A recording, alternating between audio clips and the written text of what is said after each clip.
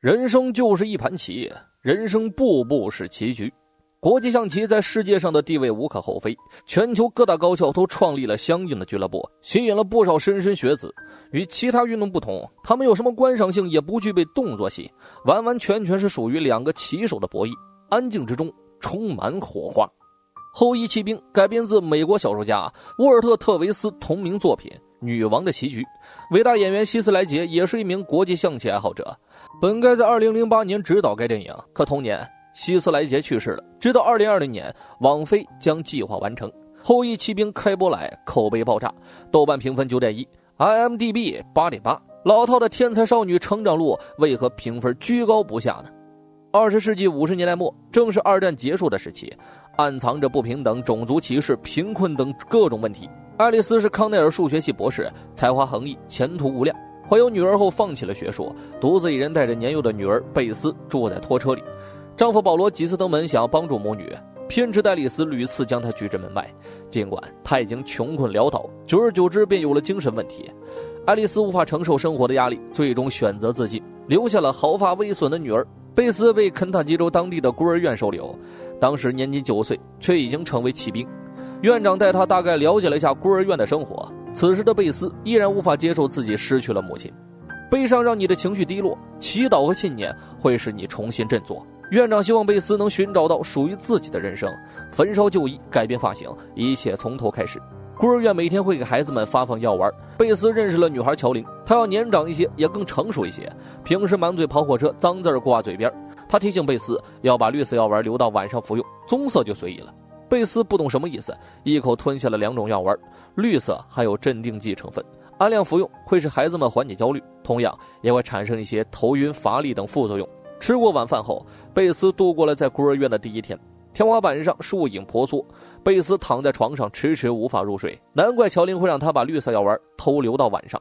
遗传了妈妈的优秀基因，贝斯在数学方面很有天赋。第一个完成试卷的他，被老师安排到地下室清洗板擦，无心之举却改变了贝斯的一生。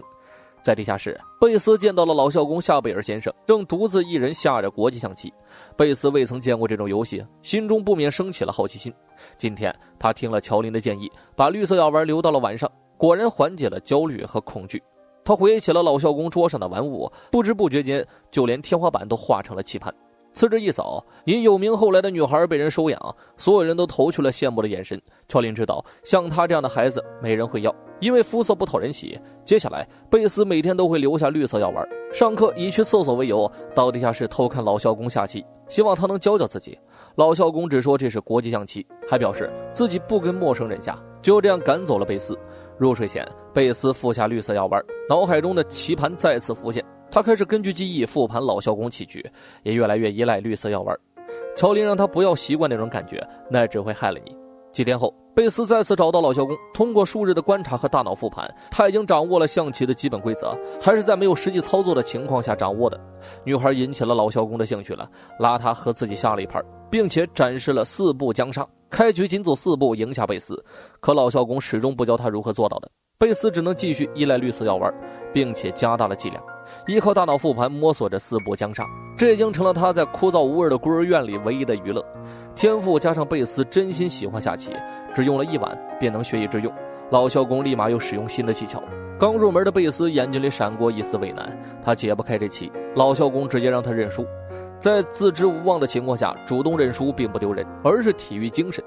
贝斯并不懂这些，怒骂老校工是个狗杂种，实际上他根本不懂狗杂种是何意思，平时老听乔琳说就学了一嘴，哪知这一骂好几天都没有再见到过老校工。无法实践学习，贝斯只能把浓浓的兴趣寄托在了大脑复盘中。时间一长，他终于忍不住了，向乔琳问起了狗杂种是什么意思。他意识到自己说错话了，对老校工充满歉意。贝斯习惯性的去开地下室的门，这次竟意外的没有锁。两人在棋盘上无声的和好。望见贝斯飞快进步，老校工拿出了点进阶技巧，西西里防御。国际象棋乃是白先黑后，西西里防御是属于黑棋的反制下法。老校工对这个孩子的期望越来越高，却迟迟不让贝斯用白棋。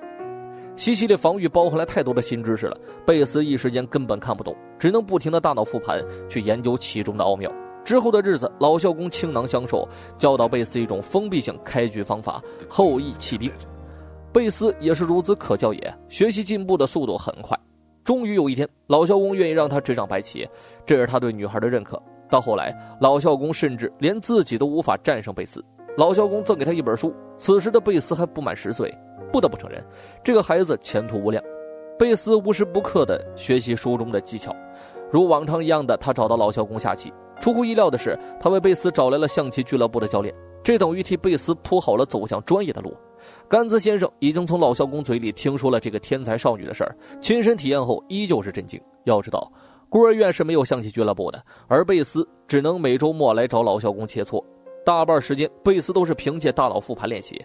甘子一眼相中了他，专程带来了女孩喜欢的洋娃娃作为礼物。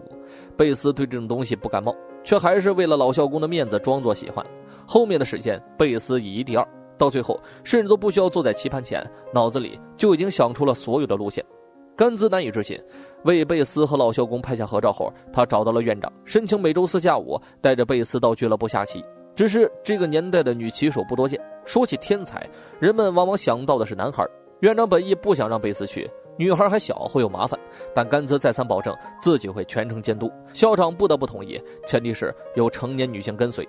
他也不是很希望贝斯老去地下室下棋，这不是一个女孩该干的事儿。最后颁布了新的州法律，孩子们再也不能吃绿色药丸了。这对贝斯影响不小，他就是凭借镇定剂的药效在大脑复盘，而且贝斯出现了戒断症状。周4到了，甘子如期而至。乔林看出了贝斯的焦虑，偷偷递给了他自己私藏的3粒药丸。抵达俱乐部后，贝斯发现成员皆为男性，他们按照实力顺序落座，其中最强的学员名叫查尔斯，贝斯1对12轮番蹂躏。不出意料，俱乐部成员完败，而贝斯却只用了1小时20分。他轻描淡写地把经历告诉给了老校公，可老校公因为孤儿院的施压，不能再和这位小友切磋了。贝斯对绿色药丸产生了依赖，乔林已经把所有藏货给了他，也表示无能为力。望向医务室内的罐子，贝斯把希望寄托在了偷窃上。他从老校公的偷来了改锥，趁全院师生在看圣袍时，贝斯再次以上厕所为由溜进了医务室，凭借娇小的身躯轻松进入，抱起罐子大把大把吞咽，如圣袍中的护民官，即便赴死也义无反顾。最终在超炼的药效下，贝斯倒在了众师生面前。因为此事影响极大，院长不允许贝斯接触象棋，看书和脑补成了贝斯的唯一消遣，而老校公什么也没说，这让女孩很是失落。时间一闪，荒废6年，贝斯和乔林成了孤儿院里唯二没有人要的孩子，他们互相依靠视为己出，却始终看不到生活的希望。终于有一天，一对夫妇想要带走贝斯，贝斯自是不愿离去，他更想留下来陪伴乔林，却还是要在夫妇面前装作乖巧，乃至装年轻。可事成定局，他不得不离开。最愧疚的只有2个人了，老校公与乔林。去降家庭的这一路上，贝斯心里是忐忑的，他对陌生人很没有安全感，在抵达新家之前都是沉默不语。踏进家门，色调瞬间变暖，贝斯好奇地打量着四周的装潢，但养父却没给过一分好脸色。在养母的带领下，贝斯来到了自己人生中的第一个卧室，他依旧不敢相信这一切将会属于自己。贝斯反锁房门，喃喃自语了说了一句到家了。隔天大早便被养父母的争吵声喊醒，他隐约听出养母的身体似乎不太好，这一幕又像极了当年的原生家庭。养母渴望成为钢琴家，却又因为舞台恐惧症落空了，后来怀了孩子，彻底放弃梦想，直到孩子也没了，贝斯不知怎么去安慰他，只能乖乖去上学。今天是他开学的日子，怀揣着兴奋与紧张，贝斯独自一人走到了校园，穿着打扮行为举止都跟同龄人格格不入。回到家后，贝斯有些难过。这时养父出差归来，他对妻子抽烟喝酒烫头的恶习很是失望，质问他为何不给贝斯换身衣裳，言语中的感觉像是很讨厌贝斯。养母思前想后，还是带着贝斯来到商场采购，只是买来的衣服都是廉价又老土，到了学校依旧会被同学嘲笑。贝斯不想如此生活下去，他在图书馆寻找关于象棋的书籍，只有在棋盘前，他才能感受到生活属于自己。带回家打算进行大脑复盘，可养母只知道让他出去跑腿买烟，因为贝斯不到够烟的年纪，还要带着家长的手信才行。在商店里，他意外看到了关于象棋的杂志，里面宣传了即将召开的象棋锦标赛，又因为兜里没钱被老板赶了出去。贝斯不甘心呢，趁着老板接待时偷走了杂志。养父这次会长期在西部出差，养母知道这是男人远离自己的机会，心知肚明，也没有多说，只剩他和贝斯要想办法解决生活开销。想要参加锦标赛需要$5入场费，没有零花钱的贝斯得想办法弄到这笔钱。他写信求助了老校公，养母生病，贝斯日常跑腿，他没有想到这次拿来的是镇定剂，果断先贪污半瓶。夜里靠着药效在天花板上下棋，刚一接触到象棋，贝斯便重新拿回了自信。这天他收到了老校工的回信，里面只有一笔钱，哪怕一个字都没有。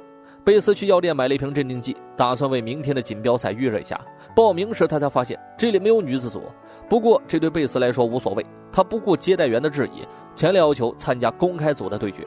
这里的人都是高手。进入比赛，贝斯被一个阳光大男孩陶恩斯所吸引，对他有了种少女的青睐，不由得面红耳赤。虽说没有女子组，但有少数女性选手，在这里贝斯了解了更多的东西。贝斯轻松拿下比赛，甚至比陶恩斯还要快。公开组已经无法满足他的欲望了，贝斯将战局投向了顶尖组，还见到了总会出现在杂志上的贝尔提克。第二轮对决开启，贝斯依然是过关斩将，可不管看到陶恩斯几次都会小鹿乱撞，脸颊发烫。今日的赛程结束，贝斯全胜，对手的水平太低，让他渴望跟更强的人对决，但想要跟高手对决需要等积分，这要消耗大量的时间积累。贝斯本想速战速决，想办法去提升等级分，不料他今日的对手是陶恩斯。陶恩斯同样是5等级分选手，这下贝斯更羞涩了，在棋盘上没有了平日的霸气，举手投足间都变得淑女了。两人不时偷瞄对方，暧昧十足。为了能多和陶恩斯待会儿，贝斯只能不停地放水拖延比赛。这场约会在众目睽睽之下结束，贝斯不自觉地把手贴在了嘴唇上，心里的渴望越来越强，满脑子都是骚东西。一激动来了例假了，幸好有个善良的女孩为他解了围。贝斯过关斩将，女孩看在眼里，只是希望贝斯能打败3强之一的塞斯莫，争一口气。但贝斯心中真正的对手只有贝尔提克，3强只是过脚石。回到家，家里乱成一片，养母孤独地弹着钢琴，询问一番才知道原因。养父已经决定永远定居西部，这意味着他抛弃了妻子和养女。从养母口中，贝斯知道了领养自己是养父的主意。如今这么一想，看来对方早就想好了退路，收留贝斯也只是想弥补妻子。按照规矩，孤儿院是有权把孩子从不完整的家庭接回的，但谎言就可以蒙混过关。养母想要好好照顾贝斯，学着做一个好母亲，贝斯愿意给他一个机会，也更不愿意6年前的惨案重蹈覆辙。贝斯终于和贝尔提克会师决赛，大家都不认为贝斯会赢，焦灼的战局影响了贝斯，他跑到了厕所，吃了点镇定剂才稳住心神。这盘棋他必须要赢。重返战场的贝斯逻辑愈发清晰，最终将贝尔提克将杀，全场一片欢呼。贝斯搅动了肯塔基州的棋界，依靠无法比拟的天赋夺下州冠军。拿回奖金的时候，养母只感到骄傲，还主动为女儿预约了更高的比赛。虽然精打细算了一点，但他对女儿充满了信心。贝斯跑到商场想要犒劳一下自己，辗转反侧，最后买下了象棋书和棋具，放弃了渴望的华丽衣裳，追逐于自己的梦想，一路向赢。